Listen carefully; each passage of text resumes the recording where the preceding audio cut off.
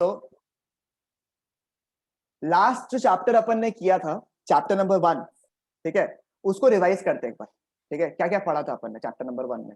सबसे पहले जो हम लोगों ने पढ़ा था वो ये था कि हम लोग जो इकोनॉमिक्स पढ़ रहे हैं वो काहे पढ़ रहे हैं? Because of one word.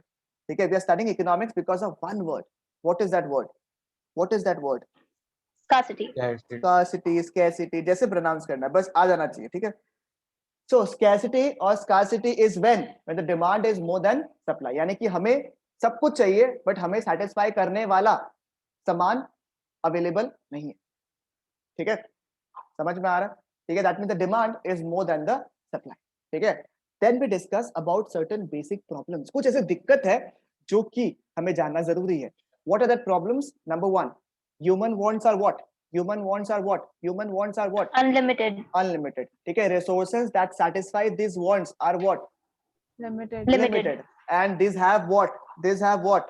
Alternative uses. Alternative uses. क्योंकि देखो हमें चाहिए सब कुछ, जो satisfy करने वाली सामान है वो है कम और उनके अलग अलग यूज है। एग्जाम्पल याद रखो, 200 रुपया, ठीक है, 200 रुपीज कैन। पहला बात तो मेरे पास रिसोर्सेज लिमिटेड, वो चाहिए तो सब कुछ। सर आप एप्पल के स्टोर में लेके तो जाओ, सर BMW के स्टोर में लेके तो जाओ, आप सब खरीद लूंगा मैं, बट प्रॉब्लम क्या है? ठीक है, पैसे हैं कम, ठीक है, money is less, resources are less, and वो 200 रुपीज को मैं अलग अलग जगह यूज भी कर सकता हूँ। मैंने कैंडी खा लिया, मैं चॉकलेट खा लिया, मैंने नाचोस खरीद लिया, मैंने चॉकलेट खरीद लिया, ठीक है, मैंने कुछ भी किया, मेरे अलग अलग यूज है। तो हमें जो भी अवेलेबल रिसोर्सेज है, हमारे पास कितना अवेलेबल है रिसोर्स? कितना दिख रहा है आपको इस हाथ में? कितना रिसोर्सेज अपने पास है? Limited. 200 रुपया। तो लिमिटेड रिसोर्सेज, उसको 200. बेस्ट पॉसिबल मैनर में, बेस्ट पॉसिबल मैनर में यूज करना है। We have to use the limited resources in such a way that it gives us the maximum amount of satisfaction। ठीक है, वो हमें सबसे ज्यादा अमाउंट ऑफ सेटिस्फैक्शन दे, इस तरीके से हमें यूटिलाइज करना है। उसे बोलते हैं क्या? मेरे को याद नहीं आ रहा है, उसे क्या बोलते हैं? जो लिमिटेड रिसोर्सेस है उसको प्रॉपर्ली यूज करने को क्या बोलते हैं? क्या बोलते हैं? Economizing of resources. Economizing of resources. ठीक है, वेरी गुड। ठीक है, याद करो, बाकी लोग को याद हल्का हल्का नहीं है। ठीक है, तो यानी कि सर हमें 3 चीज समझ में आया। Sir number 1, major reason of studying economics is scarcity, that is when the demand is more than the supply. ठीक है, रिक्वायरमेंट ज्यादा है, सप्लाई करने वाली चीज कम है। Vaccination perfect example. ठीक है, लेने वाले बहुत जन है, स्लॉट्स कम है, सो स्कैरसिटी। ठीक है, this is the major reason why we are studying economics. ठीक है, फिर डिस्कस किया about basic problems. Basic problems क्या क्या है? 3, human wants are unlimited, resources satisfy limited, resources have alternative uses. तो उन रिसोर्सेज को हमें बेस्ट पॉसिबल मैनर में यूज करना है ताकि we are mostly satisfied, and that process is known as, this process is known as economizing of what? Resources. Okay, ठीक है, चलेगा। ये हम लोग का पहला पार्ट हो गया। Then we discuss about what? Then हम लोग इसके आगे क्या डिस्कस किया था? Then we discuss about types of economics. Discuss किया था, क्या क्या था? Types of economics. अलग अलग टाइप की इकोनॉमिक्स है सर। ठीक है, 2 टाइप में डिवाइड करते हैं इसको। Number 1, on the basis of subject matter of economics. ठीक है, सब्जेक्ट मैटर ऑफ इकोनॉमिक्स के हिसाब से इकोनॉमिक्स होता है। ठीक है, सब्जेक्ट मैटर के हिसाब से मतलब क्या है? देखो ये वाला पार्ट ना बहुत इजी है, बट क्या एग्जाम में जब क्वेश्चन पूछता है ना तो अपन कंफ्यूज हो जाएगा। ठीक है, स्पेशली अगर कोई डीपीएस का है ना, तो डीपीएस का आप लोग क्या करता है पता है? क्वेश्चन सिंपल है। अब कैसे पूछे? थोड़ा सा अलग से पूछेगा। कैसे पूछेगा पता है? Discuss the types of economics on the basis of subject matter of economics. आप बोलोगे सब्जेक्ट मैटर क्या है? ठीक है, सब्जेक्ट मैटर के हिसाब से तो याद ही नहीं आ रहा, इसलिए मैं बार बार ना जब भी टाइप्स आपको करा रहा हूँ तो मैं आपको सब्जेक्ट मैटर वाला जो वर्ड है ना उसको फोकस कर रहा हूँ। ठीक है, हमेशा फोकस कर रहा हूँ ताकि आपके दिमाग में सेट हो जाए। ठीक है, on the basis of subject matter of economics 2 type के इकोनॉमिक्स है। ठीक है, एक है आपका क्या? एक है आपका माइक्रो इकोनॉमिक्स। अब लगता है हाँ ये तो पढ़ा पढ़ा लग रहा है, भी फील आ रहा है। और दूसरा क्या था प्रेरणा? Macro economics. Macro economics. ठीक है, इंडिविजुअल या फिर सिंगल कंपनी को कौन सा ब्रांच ऑफ इकोनॉमिक्स डील करता है? निशा बताओ, माइक्रो इकोनॉमिक्स या macro economics? Sir micro. Micro economics. और पूरे देश के बारे में हम लोग एज अ होल के बारे में बात करें, पूरे देश के बारे में बात करें, तो वो किस में फॉल करेगा? मैक्रो इकोनॉमिक्स या micro economics? Macro. Macro economics. ठीक है, मनो क्या बताओ मेरे को, अगर नेशनल इनकम के बारे में बात किया, नेशनल इनकम जीडीपी के बारे में बात किया, तो वो माइक्रो इकोनॉमिक्स में आएगा या मैक्रो इकोनॉमिक्स में आएगा? Macro economics. मैक्रो में, क्योंकि पूरे देश के बारे में हम लोग बात कर रहे हैं, तो भैया किस में आएगा? मैक्रो इकोनॉमिक्स में। ठीक है, चलो वेदिका बताओ, माइक्रो इकोनॉमिक्स में सबसे इंपॉर्टेंट फैक्टर कौन सा होता है जिसकी वजह से माइक्रो इकोनॉमिक्स गेट्स अफेक्टेड? सबसे इंपॉर्टेंट फैक्टर, इसको उसका एक और नाम भी है माइक्रो इकोनॉमिक्स का, क्या था? याद आ रहा है? इनकम, भूल गया, प्राइस। भूल गया। Price theory is micro economics का एक और नाम, क्योंकि price is the major thing. आप जो पूरा का पूरा माइक्रो इकोनॉमिक्स पढ़ोगे ना, उसमें प्राइस जो है ना, वो सबसे इंपॉर्टेंट चीज है। सबसे इंपॉर्टेंट चीज इज व्हाट? प्राइस। ठीक है सर, और भी तो फैक्टर्स होता है सर, मेरा टेस्ट प्रेफरेंस है, सब कुछ होता है, माना माना, बट माइक्रो इकोनॉमिक्स में फोकल पॉइंट किस पे है? प्राइस। ठीक है, नेक्स्ट, मैक्रो इकोनॉमिक्स को क्या बोलते हैं? Income and employment theory. Very good, income and employment theory. ठीक है, आज कार्तिक आया नहीं है? कार्तिक आया ना? है ना? भाई आवाज सुन के इसलिए लगा। और बताओ मेरे को, on the basis of science, science के अनुसार, ठीक है, साइंस में भी अपन बात करते हैं भैया, इकोनॉमिक्स नहीं पढ़ रहे, साइंस के हिसाब से भी अपन पढ़ रहे हैं, तो साइंस के हिसाब से दो टाइप का इकोनॉमिक्स है। ठीक है, क्या क्या था, याद आ रहा है क्या किसी को? Normative economics, positive economics. Akshat answer नहीं आ रहा सर, क्या बात है? और दूसरा नाम क्या था? Normative economics. ठीक है, एक है पॉजिटिव इकोनॉमिक्स, दूसरा है नॉर्मेटिव इकोनॉमिक्स। सर कौन सा ब्रांच ऑफ इकोनॉमिक्स बोलता है व्हाट इज प्रॉब्लम्स को बता रहा है? कौन सा ब्रांच ऑफ इकोनॉमिक्स है? व्हाट इज पॉजिटिव इकोनॉमिक्स, क्योंकि positive economics is all about problems क्या है और प्रॉब्लम्स के हिसाब से आपने क्या किया। सर लॉस हो रहा है, प्रॉफिट कमाओ। सर कॉस्ट बढ़ रहा है, कॉस्ट कम करो। तो प्रॉब्लम्स के हिसाब से आप रिएक्ट कर रहे हो, what is the problem? Positive economics. Sir ये थोड़ा ना कॉज एंड इफेक्ट, मतलब कि सर जैसे साइंस होता है ना, तो लॉजिक के हिसाब से, हाँ लॉस हो रहा है, थोड़ा सा लॉस को कवर करो, थोड़ा प्रॉफिट वॉफिट लेके आओ, ये सब करो। तो ये हो गया पॉजिटिव इकोनॉमिक्स। डेटा देखता है, एनालिसिस देखता है कि पिछले साल का प्रॉफिट क्या था, इस साल का प्रॉफिट क्या है, डेटा के ऊपर निर्भर है। This is what? Positive economics. What is the economic problem? I repeat, what is the economic problem? ठीक है, आपने लास्ट क्लास इसका एग्जांपल देके समझाया था, एक बार वापस समझा सकते हो क्या? बता रहा व्हाट इज द, मैं बता रहा हूँ, एक सेकंड बता रहा हूँ। ठीक है, इकोनॉमिक प्रॉब्लम देखो, फॉर एग्जांपल पॉजिटिव इकोनॉमिक्स का एक एग्जांपल देता हूं आपको। ठीक है, आपने क्या किया, 5 साल का पुराना डेटा देखा, एक दूसरा एग्जांपल दे रहा हूं। ठीक है, 5 साल का आपने डेटा देखा कि कंपनी किस हिसाब से परफॉर्म कर रहा है। ठीक है, तो ऐसे अपने पास सेल्स का फिगर्स बताता है। ठीक है, 2018 में इट अर्न रुपीज 15 करोड़, 2019 में इट अर्न रुपीज 12 करोड़। ठीक है, 2020 में इट अर्न 18 करोड़। ठीक है, तो 20, 19, 18 अपन क्या देख रहा है इस चीज में कि कंपनी का प्रॉफिट क्या हो रहा है, कंटिन्यूअसली क्या हो रहा है, कम हो रहा है। प्रॉफिट अभी भी कमा रहा है कंपनी, प्रॉफिट्स अभी भी कमा रहा है company, I am not saying profits नहीं कमा रहा है, बट देखो पहले या फिर 2017 के बारे में बात करें तो 25 करोड़ था, सोचो। बट 2017 में, मैं यहाँ पे लिखता हूँ, देखो 2017 में, 2017 में कंपनी का प्रॉफिट्स था 25 करोड़। ठीक है, 2018 आते आते हो गया 20 करोड़, 2019 में हुआ 17 करोड़, सोचो 2020 में हुआ 15 करोड़। आप मुझे बता, प्रॉफिट्स अभी भी कंपनी कमा रहा है, बट फिगर्स आपको क्या बताने की कोशिश कर रहा है? What is that figure telling कि कुछ ना कुछ प्रॉब्लम है या नहीं? मुझे बताओ, कुछ ना कुछ प्रॉब्लम है या नहीं है इसमें?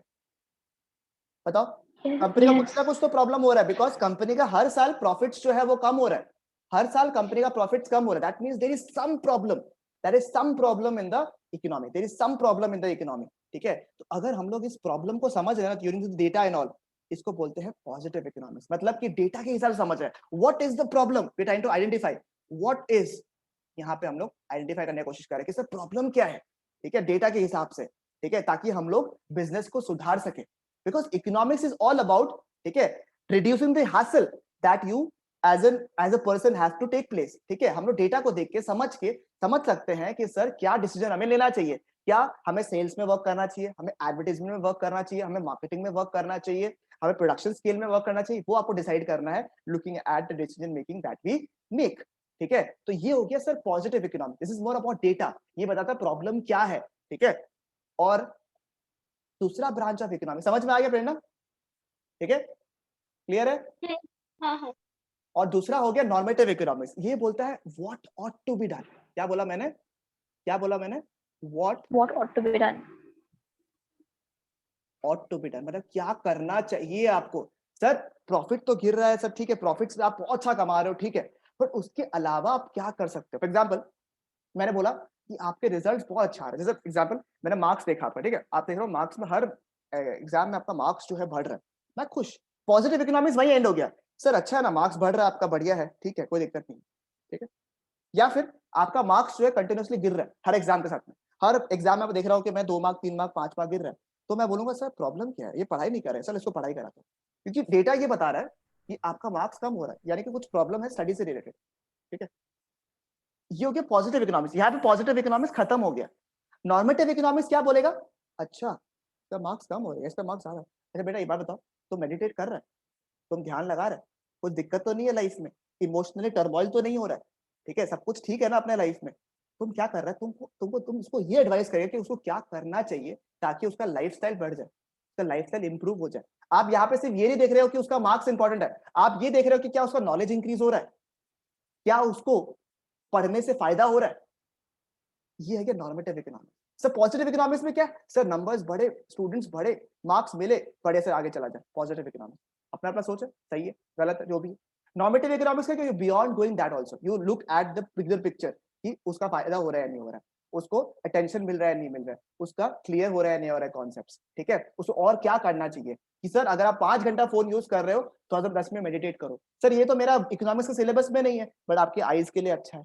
नॉर्म्स, एथिक्स, वैल्यूज, समझ में आ रहा है आपको? ये सब किस में फोकस किया जाता है? नॉर्मेटिव इकोनॉमिक्स, जिसमें मैं बहुत प्यार से बोलता हूँ कि सर आप धंधा करो, ठीक है, हिंदी में बोलते हैं आप धंधा करो बट गंदा मत करो, बिजनेस करो ना, कोई स्ट्रेस नहीं है, बट ये मत भूलो कि आपके नॉर्म्स क्या है, आपके एथिक्स क्या है, आपके वैल्यूज क्या है।